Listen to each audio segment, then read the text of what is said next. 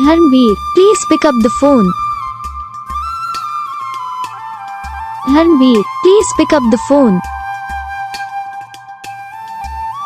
Dharmveer, please pick up the phone. Dharmveer, please pick up the phone. Dharmveer, please pick up the phone. Like करना, channel को subscribe करना, comment करके बताना आपको ये video कैसा लगा, कौन सा पार्ट है जो आपको इस वीडियो में अच्छा लगा, या फिर कौन सा पार्ट है जो आपको इस वीडियो में अच्छा नहीं लगा। अगर आपको रिंगटोन पसंद आई है या अगर आप ये ऐसा कौन सा रिंगटोन बनवाना चाहते हो तो आप हमें कमेंट कर सकते हो।